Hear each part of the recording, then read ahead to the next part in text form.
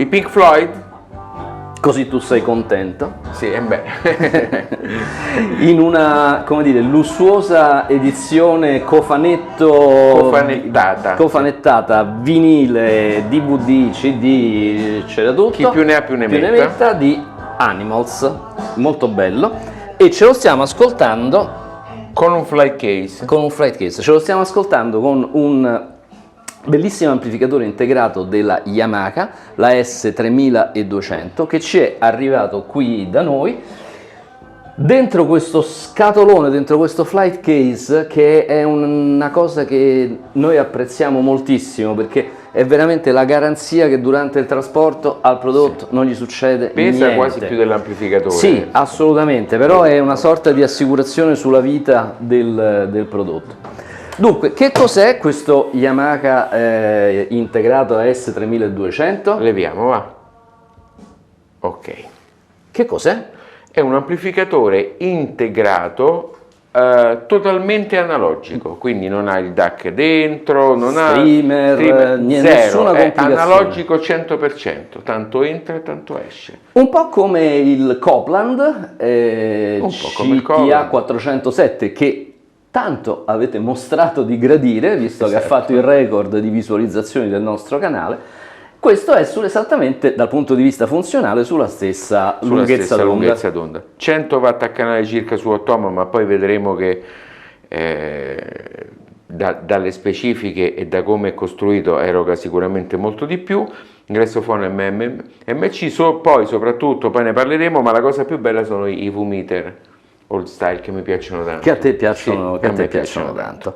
È bella poi la dotazione, anche se personalmente non li utilizzerei mai, però dei controlli di tono, del balance. Ci stanno un sacco di, come dire, ammennicoli. Uscita cuffia. L'uscita cuffia, no, quella scherzi, quella per me è determinante. Però un sacco di piccole cosine che, come dire, contribuiscono all'immagine un po', come posso dire, âgé di questo oggetto, che però veramente è di grande bellezza. www.audio-2g.com.it, subscribe e campanella, ci vediamo tra poco. Giancarlo, tu hai studiato, e poi non è tanto il fatto che tu hai studiato, è il fatto che questo è un apparecchio che a te proprio... Allora, una delle mie più grandi passioni è stato lo Yamaha CA2010. Quando ero piccolo, uno dei primi prodotti che mi hanno fatto innamorare dell'hi-fi. Non ha un'estetica molto diversa, anche se i V-meter in quel caso erano in alto a sinistra, qua stanno al centro, ma il lettering era lo stesso, la forma delle maniglie delle manopole, scusate, è più o meno la stessa, me lo ricorda molto, quindi dal punto di vista del cuore sicuramente c'è un coinvolgimento. Poi Yamaha a me è sempre piaciuto tantissimo come marchio, e quindi avere questo in prova, che è il top di gamma della Yamaha, che poi ha un prezzo intorno ai 5.500, se non sbaglio, relativamente basso per essere un top di gamma. Sbalorditivo, direi. Esatto, sbalorditivo anche poi rispetto al peso, quindi sono stato molto contento. Lo diremo in fase di ascolto, a me è piaciuto tantissimo, bellissimo prodotto, veramente bel prodotto anche dal punto di vista acustico. Prego, ti stava per scappare una cosa? No, sì, vabbè, mi stava per scappare una piccola nota, diciamo così, autobiografica, sì, e quindi magari non importa niente a nessuno, però nel mio ricordo, sì, di giovane audiofilo, io di Yamaha, sì, ho avuto un pre e un finale enormi.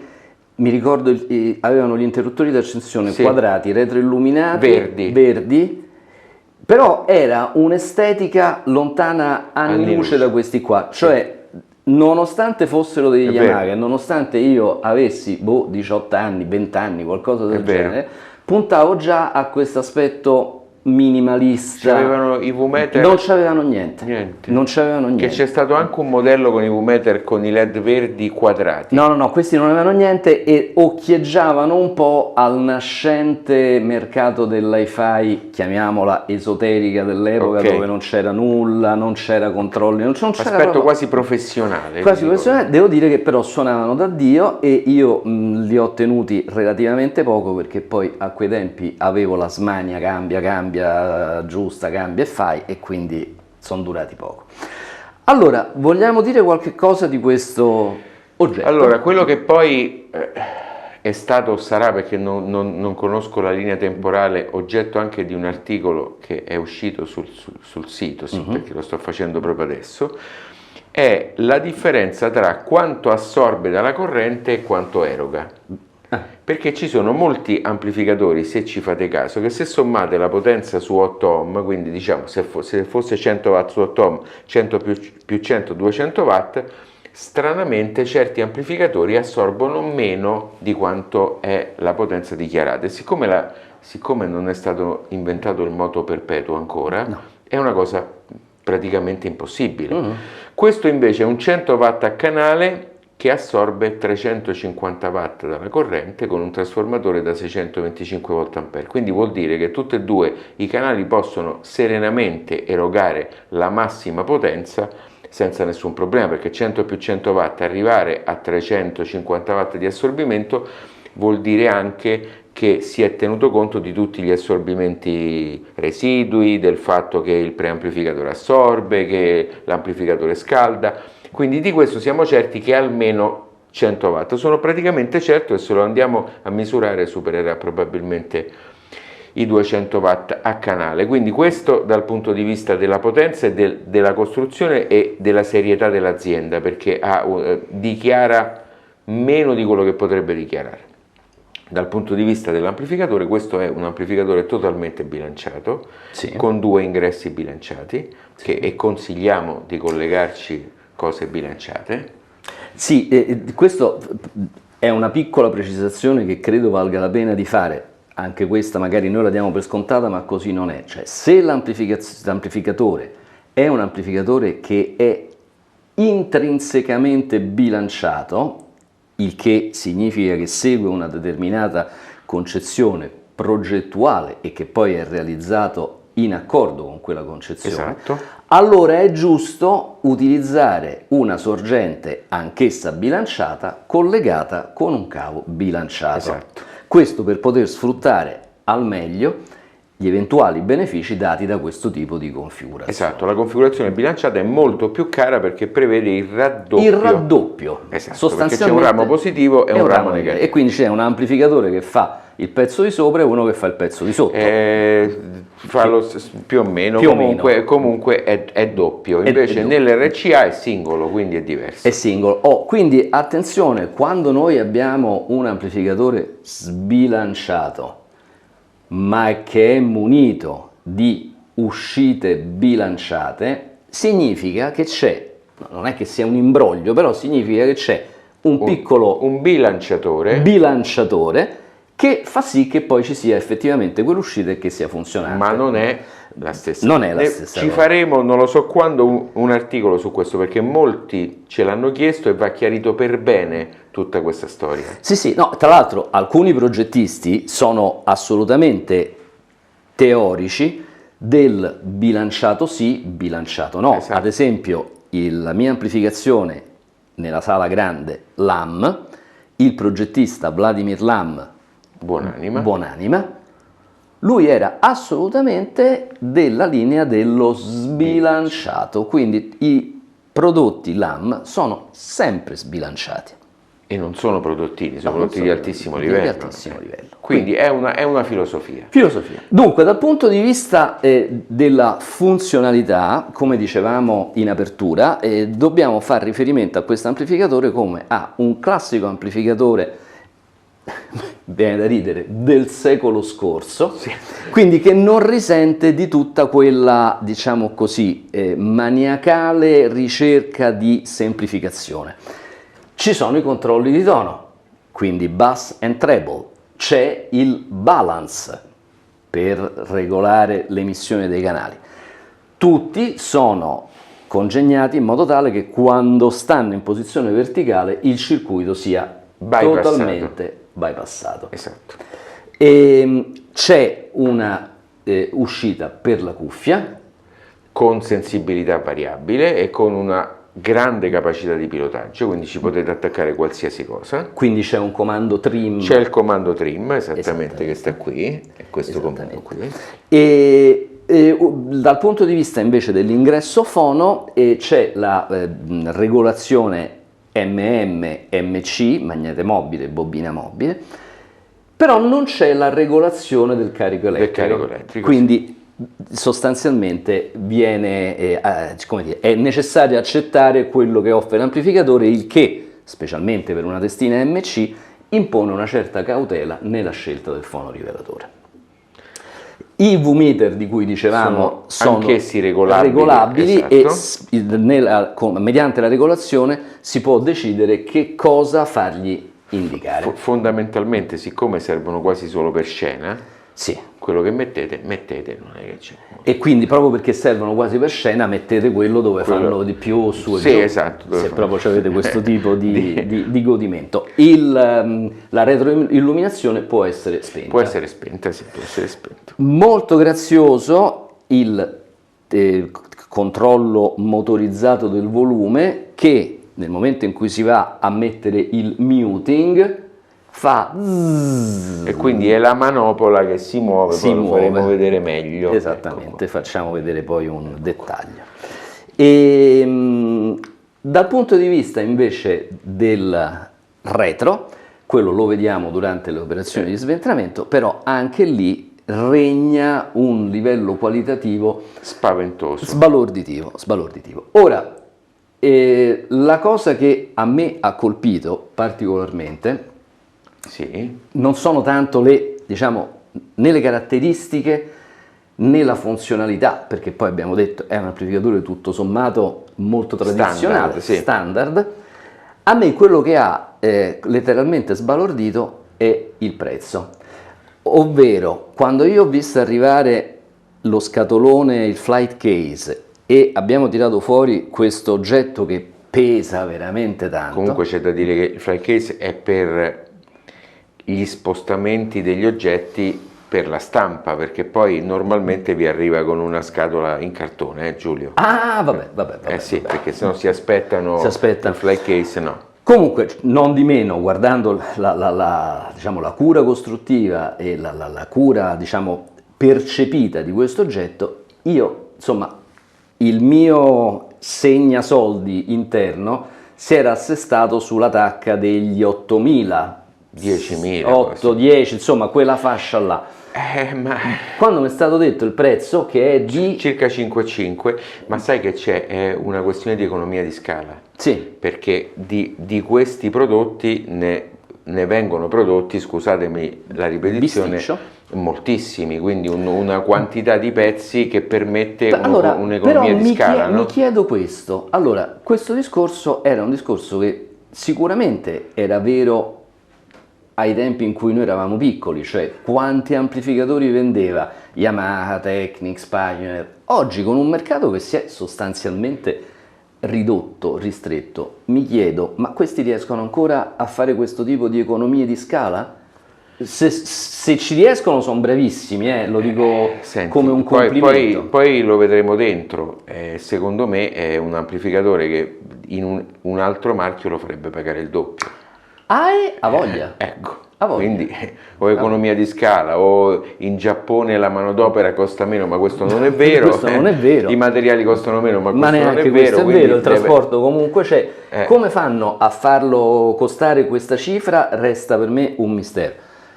Ancora una volta lo diciamo, stiamo parlando relativamente a questo mercato. Poi sì, lo sappiamo.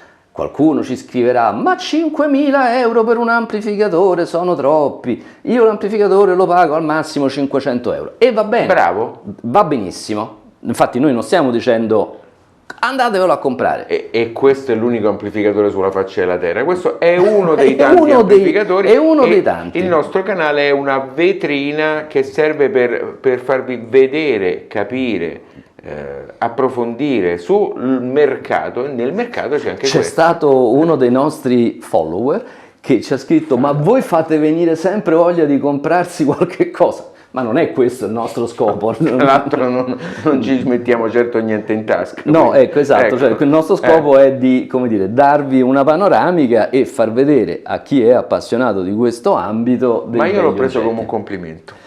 Sì, no, l'ho preso come un complimento anch'io, anche perché l'alternativa sarebbe chiudere bottega e smetterla, quindi. Va bene, allora passiamo ad aprire lo sventramento. Ciao, a tra poco. Ciao. Cari amici follower, questa è la mia casa delle bambole, perché la costruzione, solo aperto così ci sono stato mezz'ora. Una cosa che non c'entra niente ma che voglio far vedere, Giulio, sono le fiancate di legno, questo è legno, e poi laccato nero, però questo è legno, vedete, legno. Ok? E questo è il laccato nero. È laccato nero. Però posso dire come voce fuori campo Dillo. che questo Yamaha AS 3002 ha avuto la meglio su di te? In che senso? Nel senso che non sei riuscito a rimuovere il fondo. Sì, non sono riuscito a rimuovere il fondo perché a un certo punto ho detto mi fermo Prima di fare danni. Anche perché io la prima cosa era il rispetto di oggetti che non sono i miei, perché se era mio potevo pure andare avanti. Siccome non è mio, mi sono particolarmente, come dire, interessato, eccitato nel voler vedere il cablaggio di questi 4 splendidi condensatori di filtro che è fatto con viti in rame o in ottone, non ricordo, ma comunque saranno fatte in un modo stratosferico, un po' tra l'altro il cablaggio a filo che si fa solo con amplificatori di potenza e che si faceva tanto negli anni 70 e 80, ma ho lasciato perdere. Tra l'altro noto da questa inquadratura che i condensatori, questi 4 condensatoroni, sono marcati Yamaha. Sono da 22.000 l'uno, 44.000 per ramo, quindi. E poi c'è questo bel trasformatorone toroidale della Bando che avevamo già incontrato nel Marantz. Ah, ok. Esatto, perché questa è un'azienda che fa trasformatori di altissimo livello e mi sembra anche corretto che, anche se c'è il marchio Yamaha sopra, abbiano lasciato il marchio del produttore. Una cosa, scusa, sì, prego, ti aggiungo che da questa inquadratura riusciamo a vedere abbastanza bene, sì. E poi lo mostriamo con delle immagini non nostre ma delle immagini, diciamo, riprese dalla documentazione Yamaha. Questo amplificatore contiene al suo interno una sorta di controcassa in rame, Esatto, di cui io che qua si può vedo, vedere, sì. esatto, Sì. esatto. E il cui razionale qual è? È quello della schermatura, dalle interferenze. Okay. E guardate quanto è spesso questo rame. Ah, ecco, qua riusciamo a vederlo per bene. Sì. Condensatori elettrolitici. Ah, scusa, aspetta, bypass, sì. E qua dietro alla letta vedo ancora parte del telaio in rame. Sì, certo, perché il telaio in rame prende tutto, è come se fosse un controtelaio. Sì, ecco. sì. Quindi c'è il telaio esterno che è in acciaio e il telaio interno che è di rame. Perfetto. I condensatori di filtro sono questi, i condensatori di bypass sono sia sotto, ma non siamo riusciti ad aprirlo, che, come potete vedere, condensatori di altissima qualità con bassissimo ESR che sono messi direttamente sulle schede di potenza che ovviamente sono 2, dispositivi attivi che sono invisibili perché sono qua sotto, quindi non è possibile vederli. Ok, inquadriamo qui le barre di rame che servono per portare alimentazione. Vediamo se ci arrivo. Allora, le indichiamo, però eccola qua, la barra di rame sta qua. Eccola qui. Se togli il dito, eccolo, sì. Ecco. Ok. Sotto qua possiamo vedere l'ingresso dell'alimentazione, perché l'alimentazione, il trasformatore va giù, i ponti catalizzatori sono giù, quindi si collegano poi con i condensatori e finiscono nelle due schede di potenza.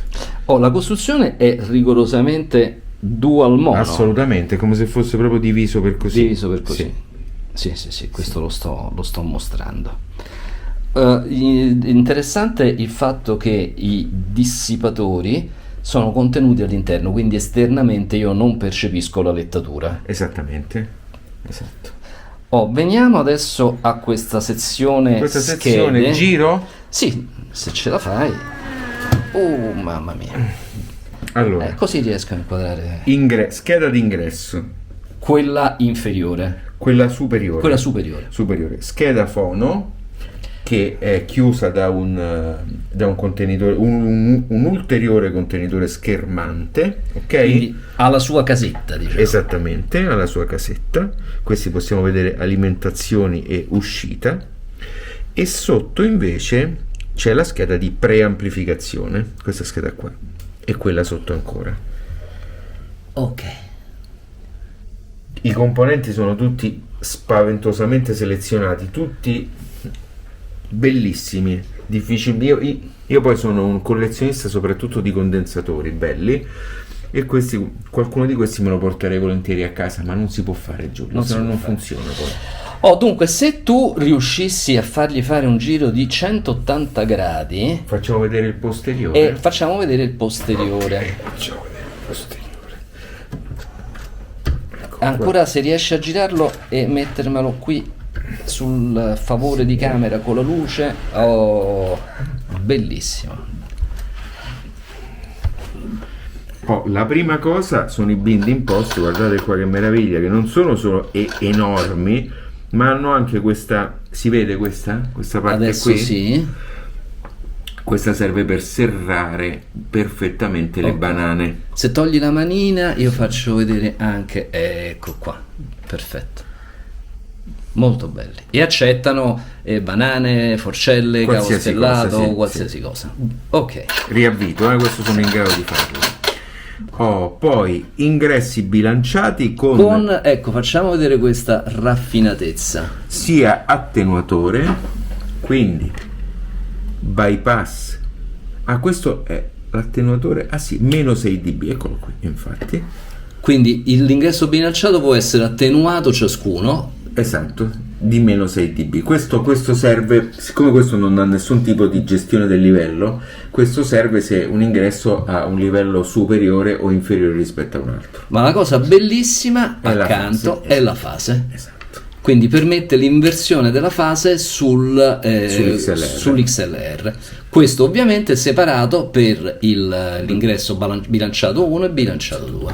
Questo è l'autopower, vabbè, che si spegne o meno da solo, e quindi non è che ci interessa più di tanto. Ingressi linea, ingresso CD, tuner e il fono separato, che infatti fa capo alla scheda che abbiamo già visto, e poi con il suo ground, bravo, esatto, e poi pre-out e main in, perché questo può fare da preamplificatore o può fare da finale di potenza, quindi gli si può collegare un ulteriore finale di potenza, esattamente, oppure si può utilizzare la sezione pre per altre cose. Esatto. E uscita sub c'è? No, uscita sub non c'è, va bene, poco male.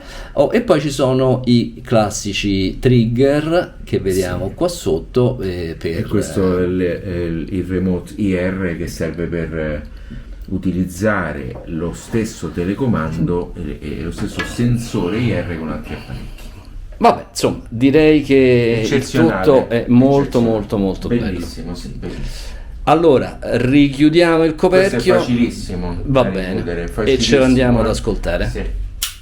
Cari follower, come promesso, questo è dalla mia collezione personale, il famosissimo CA2010. Lo stiamo vedendo anche perché vedremo la costruzione interna e vedremo la differenza che c'è con 35 anni di tecnologia, quindi questo è di fine anni 80, inizio anni 90. Il 3002 di cui abbiamo fatto la prova e di cui avete appena visto lo sventramento è ovviamente un amplificatore attuale. La cosa che era più particolare, più originale per l'epoca di questo amplificatore era questo switch che serviva per passare dalla classe AB, credo fosse 100-120 watt in classe AB, in 30 watt in classe A. Vedete, classe A, questo da piccolo mi faceva particolarmente impazzire, questo amplificatore l'ho sognato tanto e poi me lo sono comprato da grande. E vedete anche la forma delle manopole, il lettering, che è lo stesso identico di quello che abbiamo trovato nel 3002. Adesso lo apriamo. La prima cosa che si nota è il coperchio, perché il coperchio è completamente in legno. Eccolo qui, l'avevo già svitato. Come potete ben vedere, il coperchio non è in metallo ma è totalmente in multistrato, con tanto di tornitura. Eccolo qua. Diamo una bella occhiata dentro. Trasformatore non toroidale, perché all'epoca non si utilizzavano trasformatori toroidali per uso audio.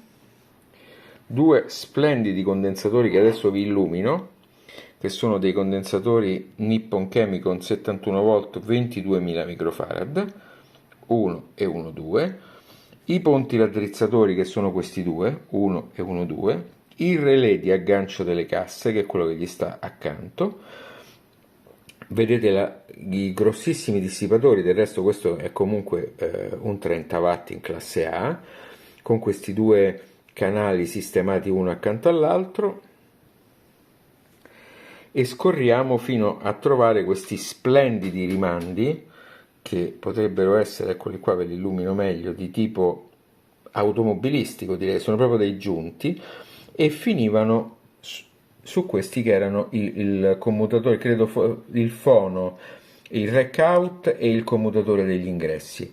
All'epoca non esistevano relè incapsulati come ci sono adesso, e quindi si era costretti a utilizzare i commutatori che dovevano stare il più vicino possibile agli ingressi, tanto che, se ci fate caso, adesso i relè di commutazione vengono messi proprio a ridosso dei pin d'ingresso. Vediamo l'azionamento spettacolare. Eccoli qua. E vediamo a cosa si riferiscono, e infatti uno è il fono, eccolo qui, uno il rack out e l'altro la selezione degli ingressi. Bellissimo anche il potenziometro del volume e del bilanciamento, che adesso vi illumino. Contiamo insieme le sezioni, che sono 1, 2, 3, 4, 5, 6, 7, 8, 4 per il volume e 4 per il bilanciamento. Questo è un potenziometro Alps, oggi non se ne fanno più così, è veramente spettacolare. Eccolo qui, volume e il balance con lo scatto centrale. Un'altra particolarità è proprio il segno dei tempi, sono i binding post d'ingresso, perché i binding post d'ingresso, eccoli qui, vedete, potevano avere solamente cavo spellato, eccolo qua, si doveva svitare, inserire il cavo all'interno e riavvitare. Diamo poi una brevissima occhiata anche agli ingressi, eccoli qua, che non erano fatti ancora con i contatti dorati perché non andava ancora di moda, passatemi il termine. Addirittura c'era un main in, vedete, mode DC è normale, perché si usava all'epoca mettere, ancora oggi spesso si fa, un condensatore per evitare la corrente continua. Infatti DC significava direct current, cioè la non presenza del condensatore nel circuito, e quindi DC o normale inseriva o meno il circuito, il condensatore nel circuito. Poi pre-out, due tape addirittura, due fono e un sintonizzatore. Ovviamente manca completamente il CD, perché il CD all'epoca non esisteva proprio. Eccoli qua ancora i commutatori d'ingresso, vedete? Ecco qua, un'altra piccola panoramica di questa splendida bestiolina che ha quasi 40 anni dalla sua uscita, funziona ancora. Eccolo qua. Ovviamente qui sopra e io l'ho tolto per praticità. Qui c'era uno schermo, è uno schermo in metallo che serviva per schermare dalle radiofrequenze. Benissimo, spero di avervi fatto cosa gradita. Sicuramente troverete grandi differenze tra il 3200 e questo. È un po' l'evoluzione dei tempi, all'epoca non c'era neanche la configurazione dual mono, mentre invece il 3200 è completamente sezionato sinistro e destro, e non esisteva neanche la configurazione XLR, quindi non si utilizzavano proprio gli XLR, e quindi non è neanche dotato di ingressi XLR. Benissimo, vi lascio con questa splendida chicca e spero di aver fatto una cosa gradita. Ciao! Ti vorrei dare un suggerimento. Vai! Tra i tanti regali di Natale che mi puoi fare, senza dubbio questo, lo Yamaha S3200, li batte tutti. Tanto sono Però due c'è spicci. sempre questa cosa della brama, Del regalo di Natale? della brama di possesso. Secondo me bisogna astrarsi dal possesso. Ah, Qui gli allora, oggetti passano, uno li vede, li ascolta, se ne innamora, se ne non innamora e poi vanno. lo so, ma io sono uno che quando si innamora capisci, quindi diciamo che lo No, preferirei io basta, avere. la brama di possesso non me ne importa più, Ho capito. più nulla, sono astratto. Allora, caro Giulio, ci troviamo di fronte a un prodotto con una costruzione e un'economia di scala assolutamente pazzesca. Forse il prodotto meglio costruito rispetto al prezzo che è transitato nei nostri laboratori. Questo sicuramente, torno a dire quello che ho detto in apertura, secondo me per questa cifra dei 5.000 e 5 circa. 5.000, Poi dopo 5. sotto, Sì.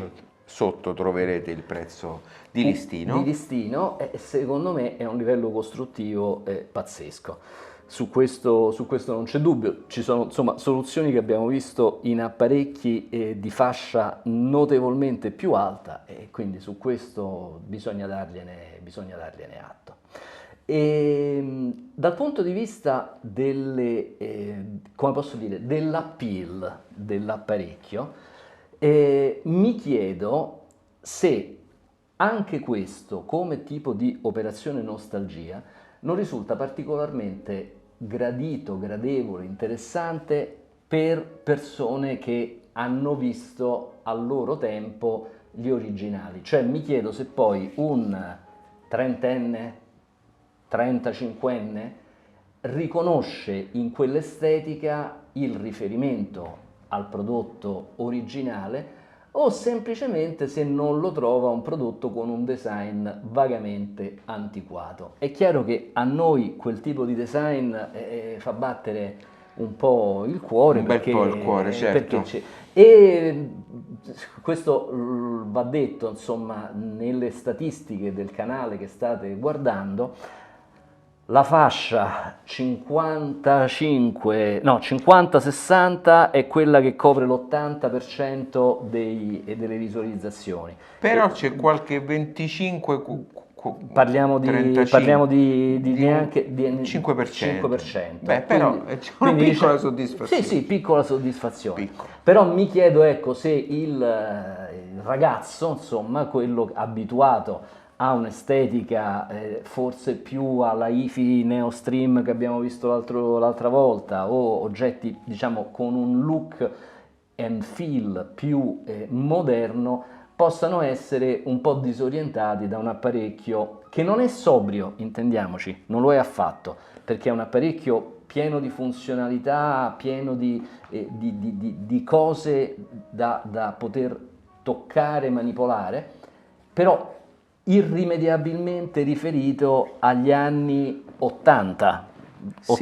90 sì. del secolo scorso. Però questa è una considerazione, diciamo, che attiene all'aspetto estetico. Ne faccio, scusate, ancora una. È interessante notare come, se prendiamo ad esempio il Cambridge Evo che abbiamo visto qualche volta fa, l'Evo 150, lì su cosa si sono concentrati? Si sono concentrati sulla reinterpretazione di uno stile attualizzato ai giorni nostri. Poi invece ci sono apparecchi che sono proprio fatti in maniera quasi filologica, e lo Yamaha fa parte di questi, che ripropongono paro paro lo stilema senza metterci, diciamo, un pizzico di innovazione.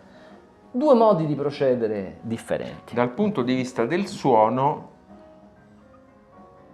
a me è piaciuto tantissimo, una capacità di pilotaggio impressionante, un basso frenatissimo, molto giusto, con veramente un prodotto ben suonante, molto ben suonante, tra l'altro una interpretazione in chiave moderna un po' del sound feeling dell'azienda giapponese, ma questo non si legga come il classico suono giapponese un po' aperto sulle medio-alte. A me è piaciuto proprio, equilibrato, ritmico, potente, con le giuste sfumature, proprio un bel prodotto, e devo dire anche dal punto di vista del suono si è dimostrato essere un prodotto che vale molto di più di quello che costa, questo almeno secondo il mio punto di vista. Tu cosa ne pensi, Giulio?